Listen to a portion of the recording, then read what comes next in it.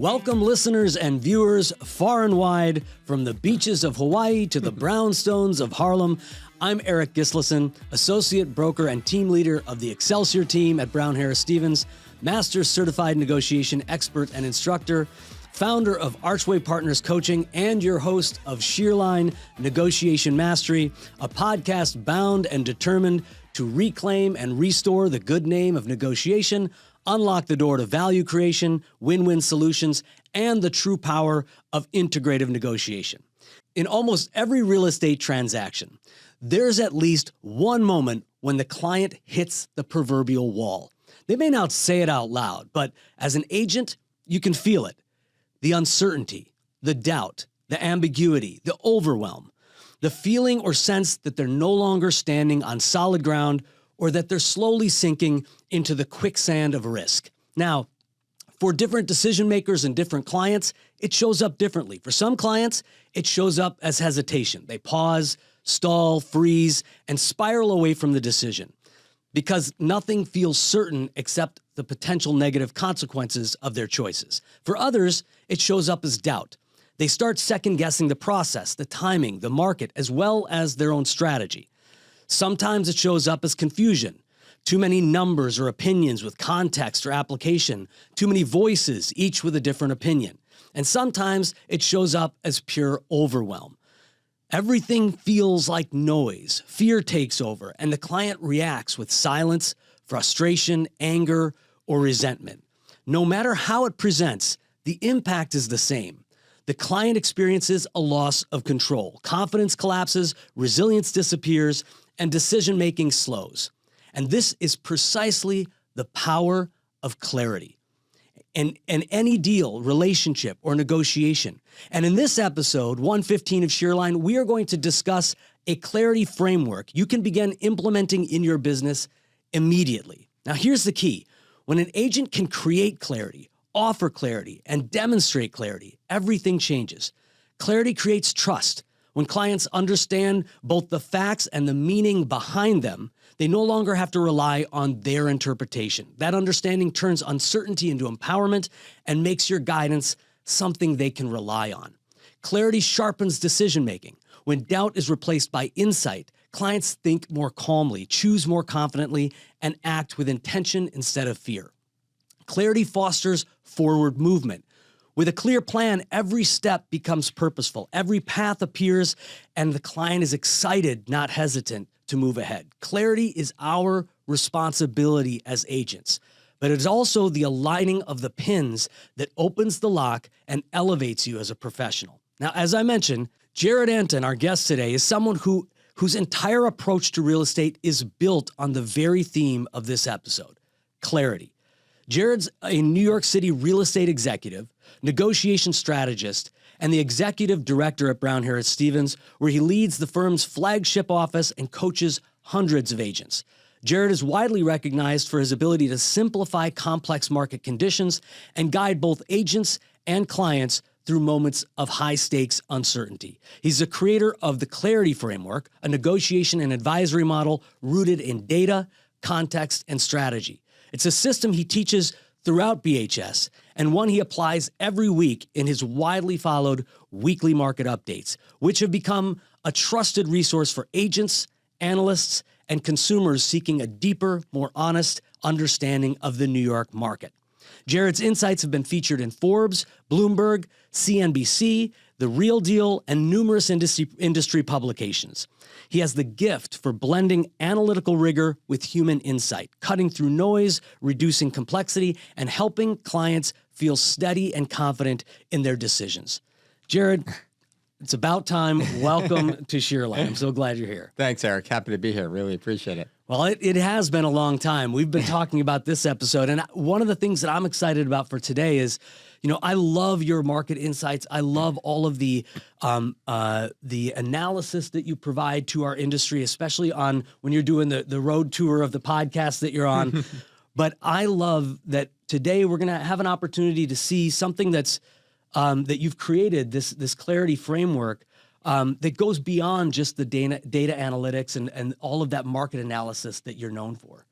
Yeah, and I think, if you look at the market updates that you touched on, I think we can hang here for a second. I'm going on 300 weeks in a row of writing this Wow. update. And I think it's pretty funny. And I remember that number because I literally have a spreadsheet tracking the data that far back. But I started writing these like March 10th of 2020. So right when COVID Yes, started. of course. And at that point, I was doing it because, well, what the heck else did we have to Yeah, do? yeah. And I remember going on like 2 months, 3 months, 4 months of writing these. I remember this thought where I'm like, I'm really going to be glad one day when I don't have to do this anymore, right? Because at that point, I was like, we just need to get back to a sense of normalcy. And then what do you need Yeah, me well, to then, make sense we of don't this? need this anymore. Yeah. But here we are now 296 weeks later or thereabout. I do have something special planned for the 300th one, but I don't find an end in sight because it has taken on sort of a new sense and a new purpose now. Yeah, well, you're right. I mean, it's just been a wild roller coaster from March 2020 until now. Do you ever go back and look at those initial, articles that you wrote to look at like what was actually happening and what kind of frame of mind you were going into in March, April, May of 2020? Yeah, I mean, there were so many different, things we were talking about at that point. So, the metrics and some of the angles obviously have changed over time. But I remember in those early days, it was just trying to make sense of like how many inquiries we were getting in, or like I remember writing something like, they say a photo's worth 1,000 words, but only an in-person showing's worth $1 million or something like that. Right. Yeah, exactly. So yeah, I mean, they've obviously have come a long way from what they were in those early days of, Amazing. locked up at home. That's amazing. And it has been such a gift to our industry. And obviously even more of a gift that now you're here at Brown Harris Stevens. So welcome. We're so thrilled to have you on this team and in this community in the industry. So Thank you. Yeah, I'm happy to be here. It's been, a little over 4 months, and it feels so great to be here. So good. Well, let's jump right in. I'd love to know the origin story. Like what made you start thinking in terms of data, context, and strategy? And how did the clarity framework that you've come up with, how did that take shape? So it's sort of happenstance. I mean, I was a finance econ, student. In the same sense of declaring a finance major to my freshman advisor, I also said I never want to take another math class again, to which she looked at me like I had two heads. But I'm like, no. If you put a dollar sign in front, it makes sense. It's not math. It wasn't like this abstract math that I was, dealing with in middle school and high school. So I come from this number sense. Like I live and breathe in that sort of way. And for me, it's like I needed to feel close to the numbers to be able to understand what's happening in the market on a grand scale. Because as I shifted out of being a transacting agent day to day and more on the management and then leadership, side of it, I still needed to be close to the business to be able to make sense of it, to be able to, understand and coach and guide the agent. So making sure that I had a couple key data points, and we can talk about the ones, as we move through the show. Yeah. But as being able to have those key core data points allowed me to be able to track that and keep that pulse week over week and month over month.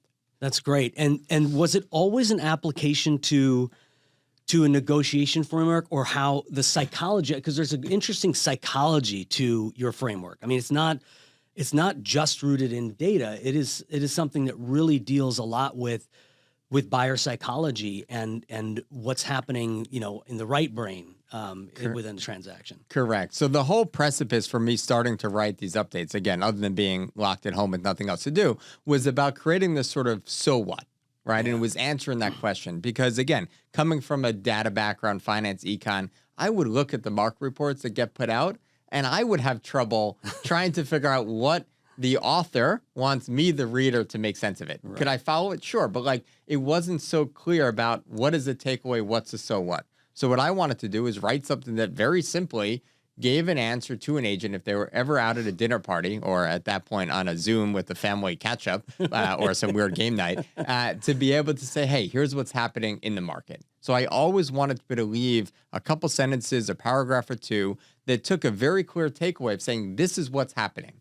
And then I started applying it very clearly into if you were a buyer or a seller, what does it mean? Because it's not always the same thing depending on which side of the trade you're on. Yeah. Yeah. Now, going back to the weekly publication that you have, the breakdown, when you look at data, what are some of the most common misunderstandings that you see from agents or consumers when it comes to understanding or interpreting the data, as you talked about? Well, this is going to be a leading answer, but without the context, the data is meaningless, right? Because if you don't know what the data means or what it's telling you, then you don't have the full story, right? So they say a week doesn't make a trend, and that's true, but we can look at the week's data and we can compare to what it's done the same week last year, 2 years ago, 5 years ago. And because I have all the data sitting there in a spreadsheet, I can now be able to compare any sort of time period against any other time period super quickly. So I can start rolling up, as we move through the fall market. For instance, I was tracking a week, 2 week, 3 weeks, and we were seeing this fall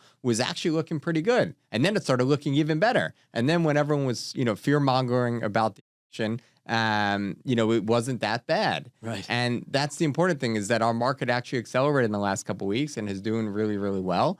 And, now I was able to say, okay, let's look at the fall so far. So we're at the 11th inning, or 11th hour, I should say, of our fall market, and we're actually beating the trend. We've had one of the best fall markets since, 2021. And even if you remove 2021, arguably since about 2019, 2018. So being able to now take these data points and string it together and say, okay, this is what's happening in real time is super important. So when you talk about year over year data, how do you filter out all of the noise or the stuff in that data that is not relevant year over year? So you've got two weeks, they're the same week. We have a cyclical market. So in some regards, that week is going to have some applicability or some similarity to the year before. But how do you account for all of the other stuff that determines why a week was, or a month or a quarter was good or bad? Yeah, so there's not always an explanation. Yeah. And in those cases, I actually just call it out and say that. But we're coming up on, if you look at the Thanksgiving week or Christmas or New Year's week, those are going to be on roughly the same place, each year. So we can be able to make direct comparisons, right? If you look at a floating holiday, whether it's Easter or the Jewish holidays, again, we can sort of look back and be able to say, okay, this occurred because of this, or this is up. So I try to make some sense over that. But I think that there's times when there is just not a clearly identifiable reason, and it's okay to be able to call it out and say, hey, this is an anomaly. And there's plenty of times I wrote is, a week doesn't make a trend, and let's check back next week and see, if 2 weeks are stacking or if this was an anomaly. Sometimes there's also just data reporter glitches. So, with our friends at the RLS or, with some new devs that may be bulk reporting, there's some anomalies that you just have to be able to call out and know. And when agents are, we're speaking of the data part of this framework, when agents are interpreting or agents are providing this data to their clients, and you mentioned that's so what, that idea of what is the context, which we'll get to next.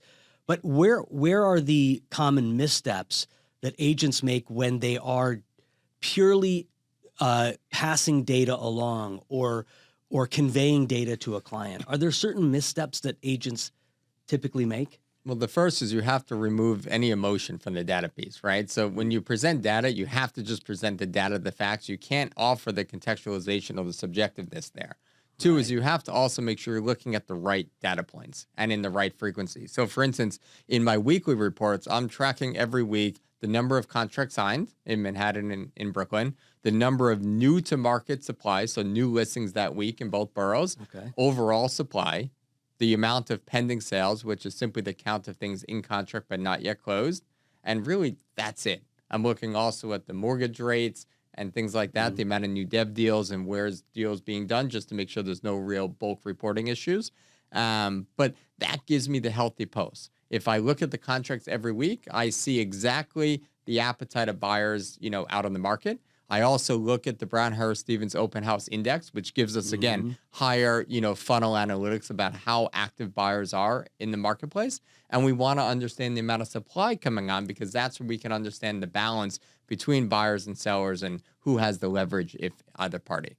When I do my monthly reports, that's where I look a little bit more on price, median price, listing discounts, negotiability, days on market, things like that. But you can't look at price on a weekly basis because it's not going to give you that right trend. So being able to focus on the true material things that are making the market move is really where I want to focus. So what is the high impact and the least amount of metrics as possible to get that pulse? And that's why I really like demand and supply to be able to, balance that out. It's so interesting because as you were saying that, I see oftentimes what an agent will do if they're in a setting of a deal, speaking with a client. They sometimes will lead their client to what the conclusion that they want them to draw. Yeah. And so they'll sometimes draw upon weak data or data that actually isn't relevant, or there isn't enough data. It's spotty. And they'll point to one data point or two data points as a way to draw a conclusion. And, it makes so much sense that you're looking at far more fulsome data in order to make sure that the agents are conveying the truth as opposed to what their client wants to hear. That's or what correct. they want to tell them. Correct. Yeah. Yeah, because you have to be able to look and then, show your work. So this is what the data, but you have to be able to connect the dots because you have to be able to demonstrate and show your worth, because everything comes back to how are you building trust and credibility. Yeah. If you can't build trust and credibility at the onset of the relationship, you won't be able to enter into a negotiation where your client thinks that you are actually advocating on their behalf or in their best interest. So you have to build trust and credibility at the start. It is the only way to be able to enter into a healthy and productive relationship. Oh, so incredibly well said. And we're going to get back to that, the idea of showing your work, building trust and credibility. And we'll do that right after this break. From residential and commercial closings to litigation, Romer DeBoss is your full-service real estate law firm. We blend big firm knowledge with boutique-level attention, delivering outcomes that exceed every expectation. Contact us at romerdeboss.com. Looking to stage a property but on a tight budget and timeline? Stage with Stage and Fold. Stylish, lightweight, foldable, 3D printed cardboard furniture that looks real. Quick delivery and easy assembly. Staging starts at just $199 a month per room, and setup takes less than 30 minutes. Contact us today to stage smarter, sell faster, save thousands with Stage and Fold. I'm Brian Scott Cohen, one of the top loan originators in the country, and the #1 mortgage originator at Guaranteed Rate Infinity. Guaranteed Rate Infinity arguably has the most advanced tech in the industry. Our completely digital loan process makes it easy and efficient for homeowners, from a 15-minute pre-approval to the digital application and through closing. My team and I would love to help you get into the home of your dreams. Hello, everyone. We are back with Jared Antin. All right, we were just talking about showing your work, about credibility and trust, and that leads us perfectly into the next part of this conversation. So, Jared, when you do show your work as an agent, you build trust. So how does an agent actually show their work in a way that's simple, that's transparent, and confident in building trust with that client? Yeah. So to me, the easiest way to do this is by over communicating. Right. And I see this with, my son's math homework where they're like, show how you got there. It's like, I don't know. I just got there. So as an agent, we can't just say we got there, because you got there because you've been doing this 10, 15, 20 years, because you live, sleep, and breathe real estate. But that's not good enough. Again, back to building that trust and rapport with the client. So over communicate. Talk to them about, hey, this is the process. This is where I got.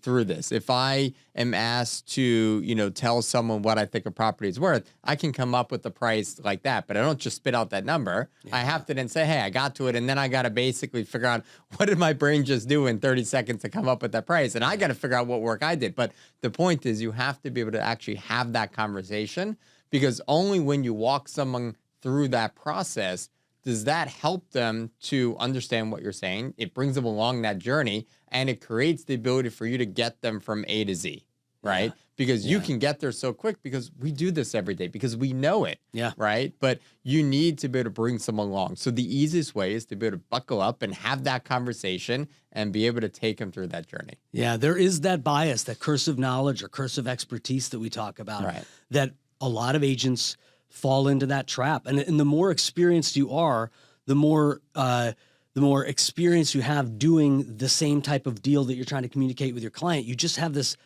bias, this automatic thought that they know what I'm talking about because you know what you're talking about. And that's often not the case. Yeah. And I love this. You talked about your kids doing math homework. I mean, I've got 2 kids as well.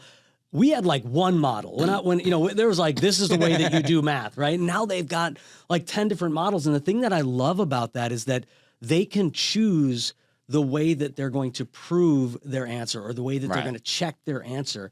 And I think that's also something that we as real estate agents can take some expertise and knowledge from, because we can have a model or two or three in our back pocket, so that when we show our client the data, and it doesn't seem to be landing, that we have different ways of explaining it that will meet them where they are. Exactly. Yeah. There's multiple ways to skin that cat, be able to change the way that you're explaining it. And 100%. All right. So context, let's move on to context. Yeah. So context is a part that a lot of people, not only real estate agents, but a lot of people skip, is providing context for a lot of the things that we do. And it's so important.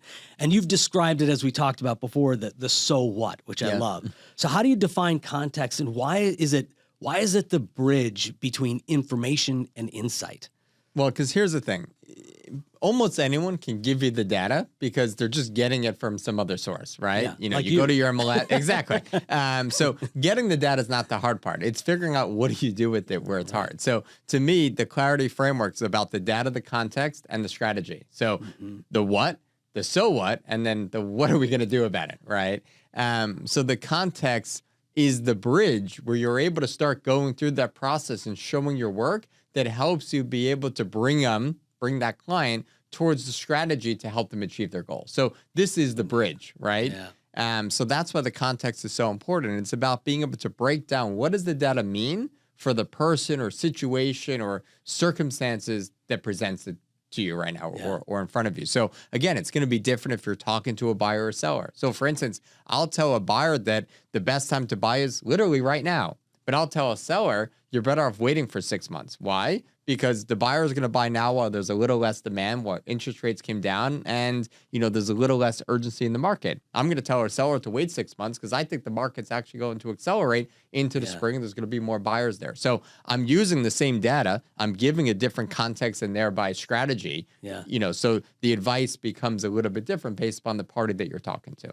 And I think that that's great, because I think that when one of the things that we can take from that as agents is you can have that conversation with a buyer and explain to them that if I were to give the same advice to a seller, this is the advice that I'd give them. Exactly. And show them that there is context that's there, and you're not just out there spewing the same thing to all of these different people. There's a reason why you would give buyer A different advice than buyer B, and seller A versus buyer B different advice. 100%. And I take that and I say that directly in front of a client. Or I've been on listing pitches and with agents, and the agents have come up to me afterwards like, Jared, I can't believe you actually said that to a client. I'm like, why would I not? Right. And it's like, I could be talking to you, Eric, a seller, right?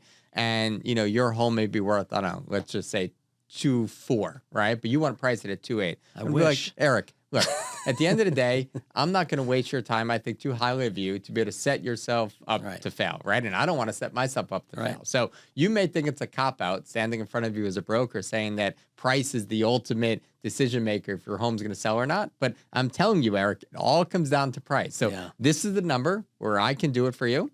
If you're not willing to do it, then maybe, I'm not the best broker to be able to execute the strategy that you want to do. And that's okay, right? So like being able to play that game, being able to have that conversation, but speak honestly and informed to the client, because more times than not, that person's going to be drawn back in by that honesty 100%. Or they're going to come back around full circle. And I'm so about doing deals, doing business with integrity. And I'm not going to compromise my own self-respect or my own, belief in what I can actually execute on or not by trying to buy a deal for a price. Yeah. Yeah. And when you've already done that trust piece, as you mentioned, when you've already shown up with that credibility and build that trust, when you say to them, Mr. and Mrs. Seller, 2.4 is the number. Right.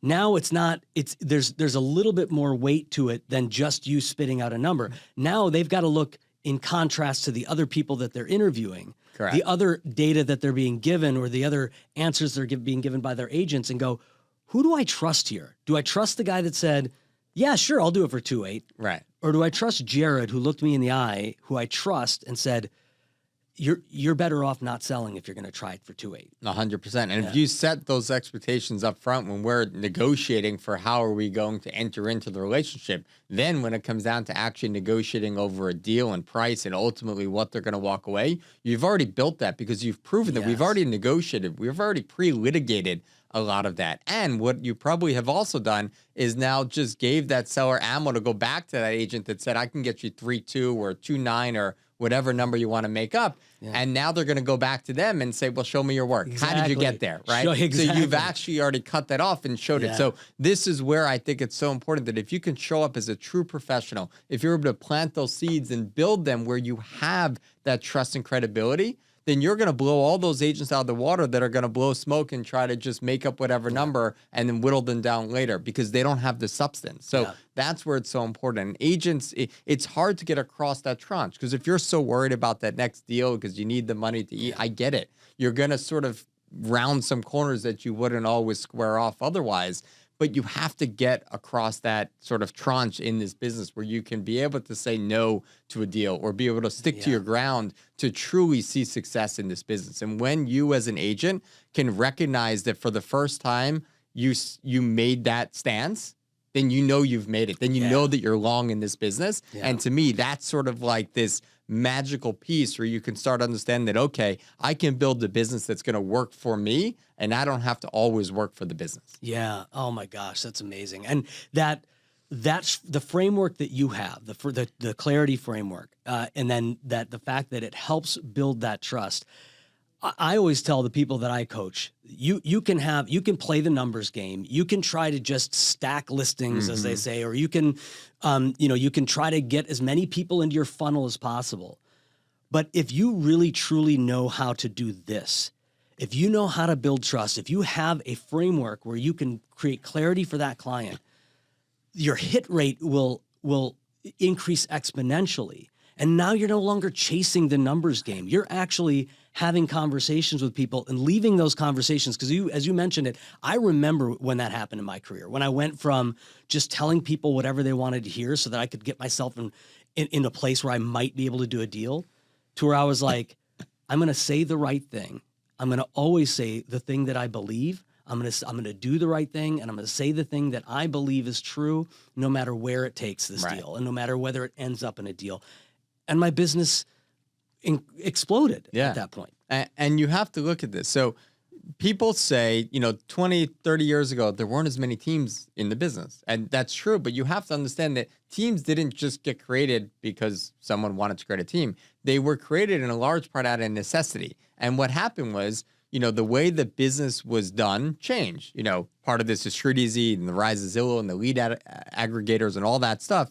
But fundamentally, what has happened is more of the business is going to fewer agents. Full stop, right? A lot of times, back in the day, you worked through your kid's school or this club or that club, and it was less of a business. But this business has gotten more professionalized over the last 20 years.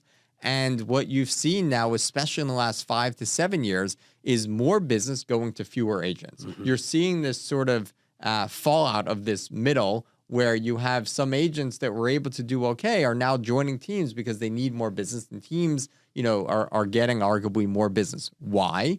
Because people are now seeking out those trusted referrals. So everything we need to do in this business, like any business, is create raving fans. We need to be able to create that experience. We need to be able to over-deliver, and we need people to be able to say, I had the best agent because they helped me accomplish X, Y, and Z. And if you can be referred and get that, then you now have that trust already, pre-credited in your bank account. You're starting in the positive, not in the negative, which just helps you land that even better. Yeah, and that kind of a lead where you have that deposit, where you have that trust in the bank account. When you as an agent are able to grow a business through that kind of a model, you're no longer chasing leads that you end up having to give a whole bunch of money on the back end for, or paying thousands of dollars just to be in the room. Correct. You're in the room because the last person who worked with you, and then down the line, and they keep repeating those words: trust, credibility, professionalism, authenticity, all of that stuff that makes you the absolute choice, as opposed to clicking on, the right side of the website to see who shows up. Yeah. I mean, as I say, this is not a hard business per se, but it's a hard business to do well because you have to just do the little things, the consistency over and over and over. And you name them right there. Trust. The biggest factor that people want on their agent is to be able to trust them. Yeah. Then they need to remember you, and you need to be able to follow up and stay in touch, because when they come around and want to sell or buy again, they need to remember that you're still alive and still in the business and didn't, right. disappear to a beach somewhere. So those are the two most important things. Yeah. Well, we're going to come back after this break and talk about the third leg of the stool, so to speak, of the clarity framework, and that's strategy. So we'll see you right back after this break.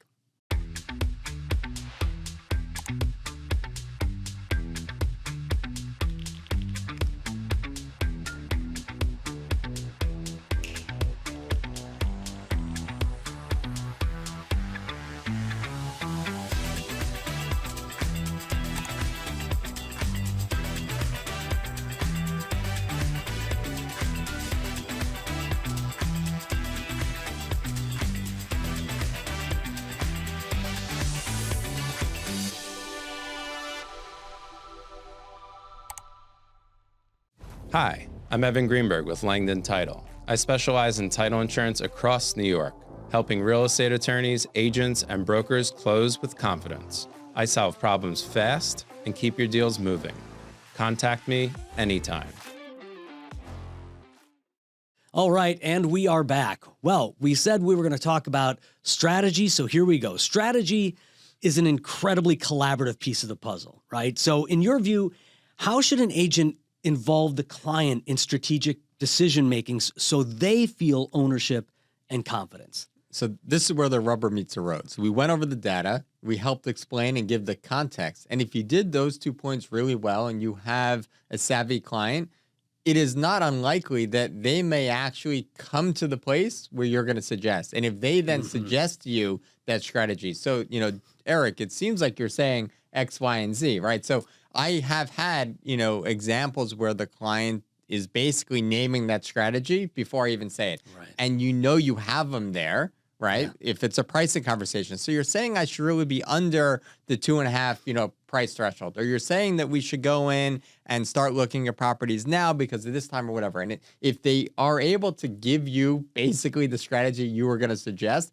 that's great because you're not prescribing then. You've already got the buy-in. You're just confirming. Right. And that's so important because they got there on their own. And that's the point, is if you can demonstrate your work and then they can guess that answer or come to the answer themselves that you were going to give, you nailed it. Yeah. Right. Oh.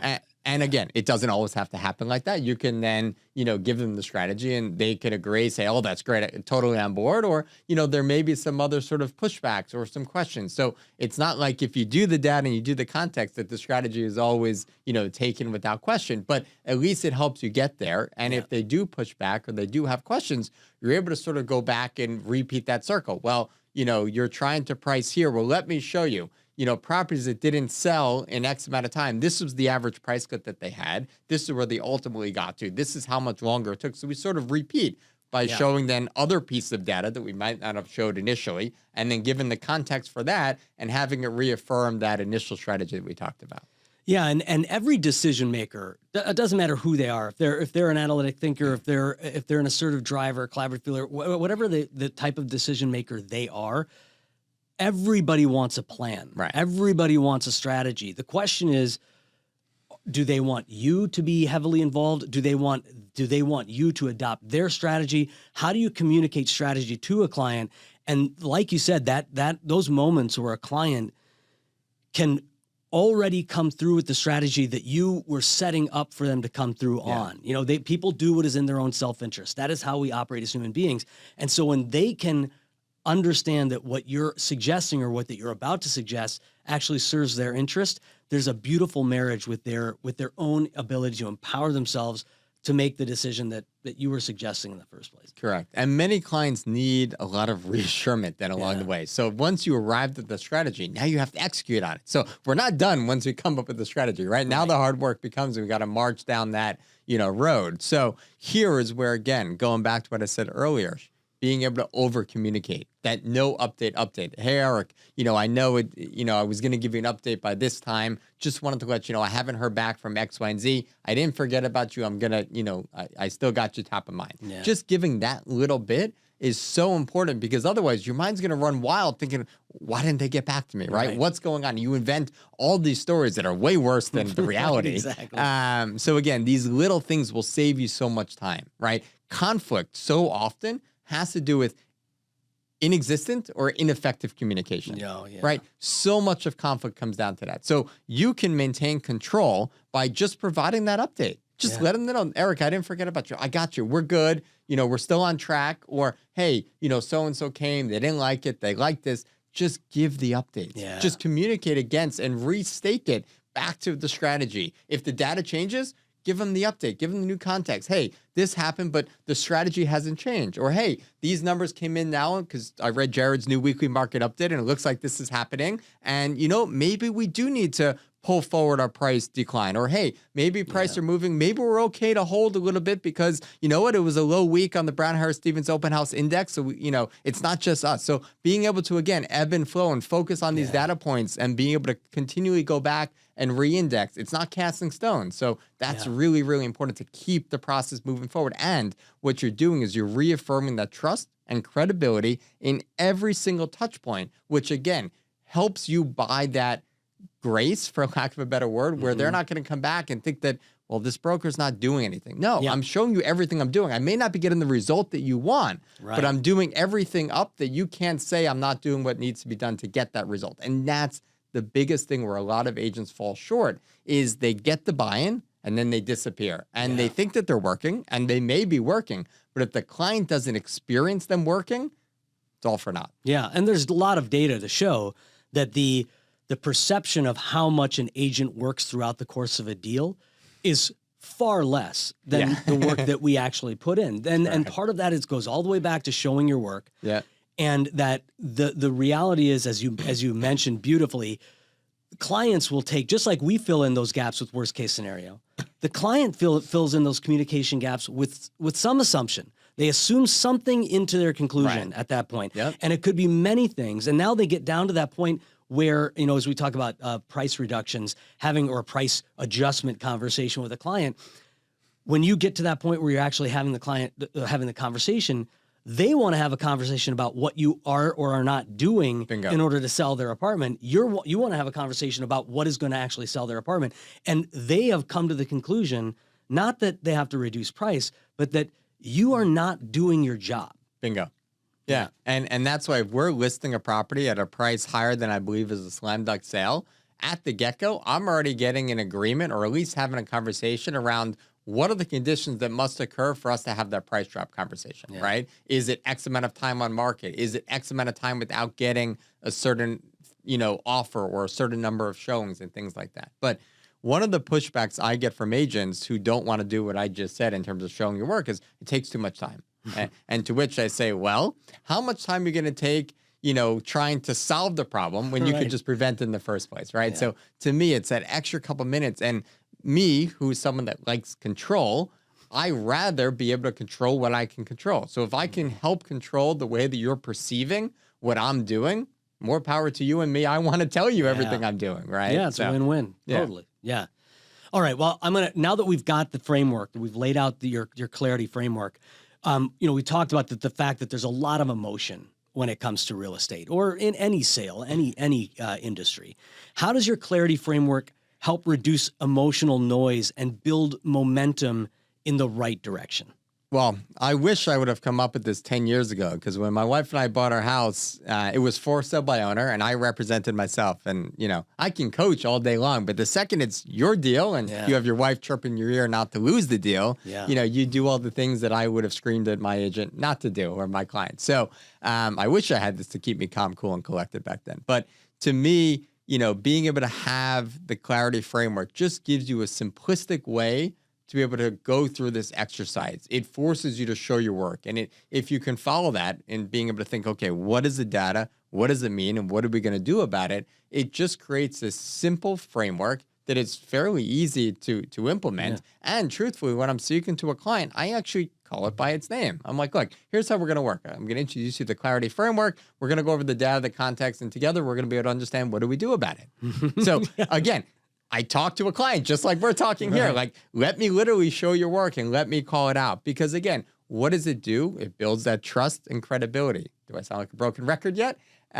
Because you're bringing the client in. You're bringing them into the fold. You're letting them see, how that sauce is made. This isn't a restaurant where you're just waiting for this dish to come out. You have no idea how it made, but it tastes fantastic. Like, that's not how real estate works. Yeah. It's not like all of a sudden they wake up and they're in their dream castle and everything's furnished and it's beautiful. Again, that's not how real estate works. Don't watch the TV shows. They're not real. Yeah. Most people want to spend a little time in the kitchen seeing the ingredients. Exactly. Right? So we have to show how that sauce is made here. Yeah. I love it. I love it. Well, now I want to tie this a little bit even more closely to negotiation. I mean, all of this stuff is obviously tying very, very closely to negotiation, but confidence in negotiation is contagious. I mean, when we're confident, we really, really help and foster that confidence with our clients. So how do data, context, and strategy together set the stage for a more confident and effective negotiation plan?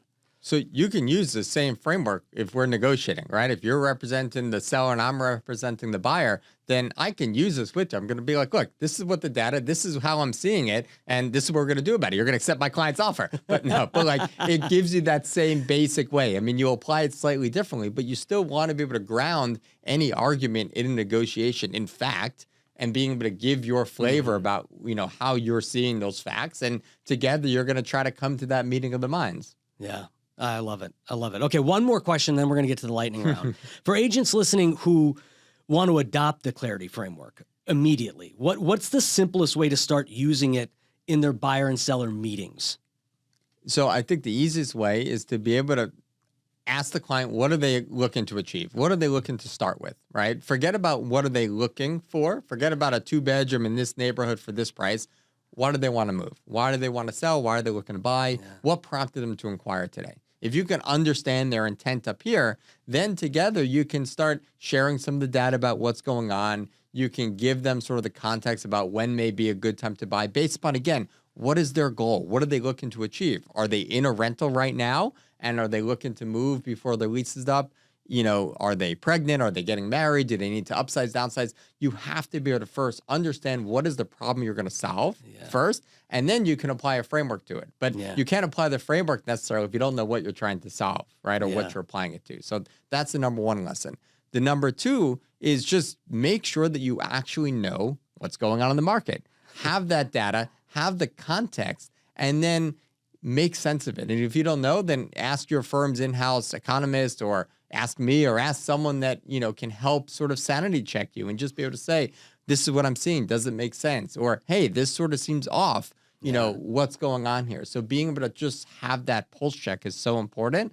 And if you've done those things, then it's a little bit easier to come up with the strategy because the strategy is nothing sort of new or magical, but it's really about the fact that you have had that alignment and that buy-in from the client along the way so that the two of you are aligned now to go and achieve that goal. But again, you can't set a strategy if you don't know the goal or the problem you're trying to solve. Yeah, exactly. Exactly. Well, all right. So now we are going to move on to one of my favorite parts of the podcast, the lightning round. But first we got to cue the theme music. Oh boy. All right. See, I can't sing. I would have cost you so many listeners right there if I tried. You could have added a little sound. I don't know what. All right. So the lightning round is really an opportunity for us to get to know you a little bit better, things that you don't necessarily get to talk about on podcasts or in company meetings. So, this doesn't require a one-word answer. I want to hear your thoughts on this. So here we go. Question number one. Are many people in our industry have found real estate as a second or even third career, but not you? You were hooked at 16.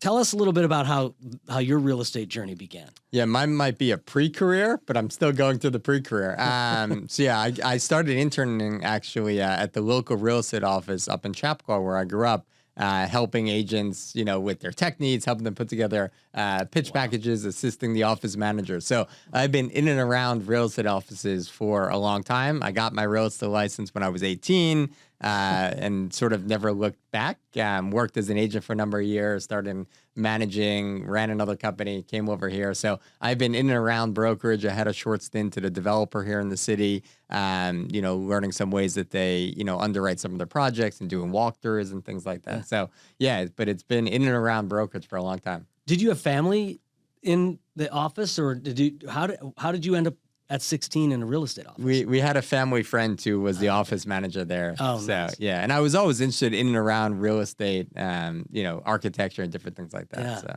Oh, that's fascinating. Okay, so I also know that you are a fan of wine, Yes. a wine connoisseur. So if your negotiation style were a wine, Okay. what would it be and why? If my negotiation style were a wine, what would it be? That's a good question. Well, I can whine like the best of them, so I can scream really good. Yeah, not that kind of wine. Oh, not that kind of wine? Oh. I'm going to say a super Tuscan. All right. Because it's bold, it's powerful, it goes down smooth, and you're not really sure what's in it. Oh, I love it.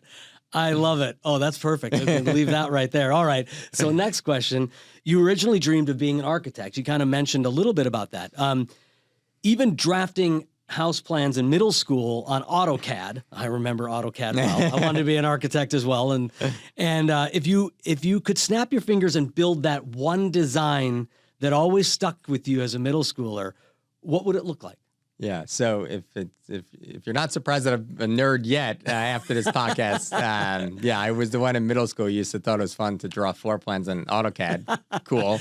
Hey, you were destined for this career, man. Yeah. I was also a varsity bowler, so there's that too, and golf. So polar opposites. Yeah, my wife got a jock, exactly. 2 varsity letters. But back to architecture. So I never liked the cookie cutter layouts. I grew up around like the Toll Brothers developments and all this stuff. And to me, they're just, I loved stuff with a little bit more like stylistic elements. So the one house that stood out had like a double vaulted sort of entry floor. But I remember that it was long on the left. It would have looked like actually like a rectangle, but it had dimension to it in that you had a slanted wall coming down. So like it created this sort of large open flowing kitchen living room on this part of the house. And it was like an office and a formal family room here and a garage like up in the front. So it looked sort of normal. It had a normal roof line because we ought to solve for that in AutoCAD. But I remember that the internal flow had, sort of this irregularity to it that created this sort of, at that time, more of an open layout that wasn't exactly normal then. And I always loved the houses that had 2 staircases, in them. So you had that back staircase and things like that. So are you going to build this house or what? I haven't yet, but I've been trying to find this plan because I remember I like printed out, I had a binder of it. It was somewhere, but I haven't located the binder of like my favorite ones. But I think I literally made like 250 of these like house plans over the years. But there was 3 or 4 that really stood out as good. A lot of garbage ones, but some. There's some pin drive in the back of one of your drawers floppy somewhere. disk. Floppy disk, exactly. Oh, that's awesome. Well, when you find that, it would be amazing to see all the things that you created back then. Or how bad they were. But remember, it was good in the head. Yeah, maybe it's better to just remember them. All right. So one more question before I ask how people can keep in touch with you and find you with all of your free time. Obviously, you obviously have a lot of free time on your hands. You serve on the Bedford's planning board. What sparked that flame? So after architecture, then I got into like urban planning and land use.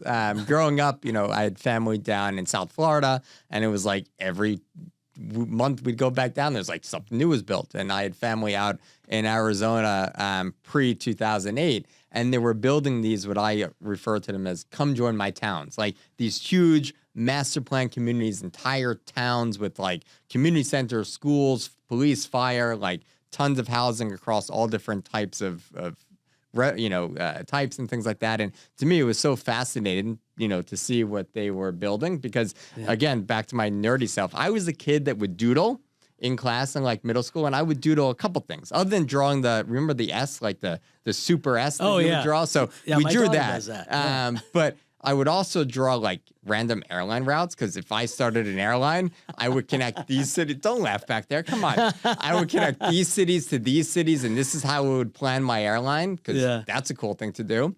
And then I would like draw these roads and like lot lines and like this is how I would build that subdivision. Also, a really cool thing. You should really look at my notebooks. Really interesting. I'm sure my shrink may love to see them too. But I digress. So I got into this. So when I live in Bedford, and there was an opening that came up on the planning board, and it was during COVID again, while I was trying to figure out something else to do, because what are we going to do?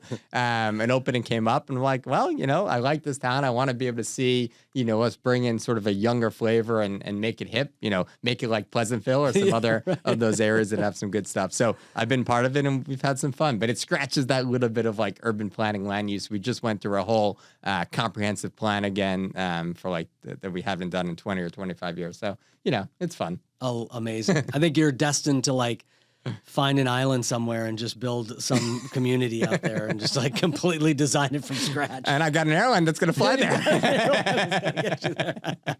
Amazing. All right, Jared, thank you so much. It's been such a pleasure to have you on the podcast. Can you tell all of our viewers and listeners, where can they keep up with you? How can they find you? How can they learn more about what you're doing for the real estate community? Yeah, you can find all my imaginary airline routes and subdivision sketches and all my weekly updates. You can go to my website, jaredantin.com. You can find me on the BHS website and also on LinkedIn and Instagram at Jared Antin. And definitely be sure to follow my LinkedIn newsletter for weekly market updates. Highly recommend it. For all the real estate professionals that are out there, if you haven't yet found Jared's newsletter, please do look him up, Jared Antin on LinkedIn, and subscribe to his newsletter.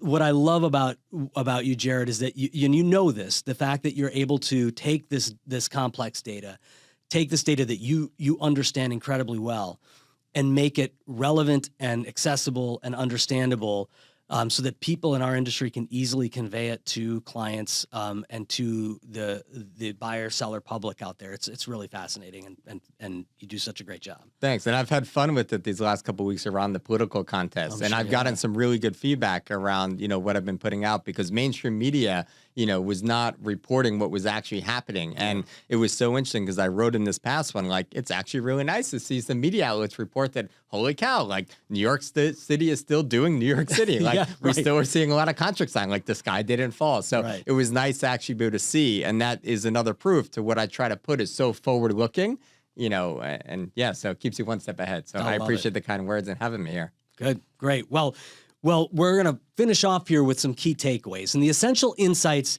that will help you move your clients from uncertainty to clarity and from clarity to power. So, number one, clarity is one of the most valuable negotiation and sales skills an agent can offer. Clarity is how we steady the ground beneath a client who feels off balance.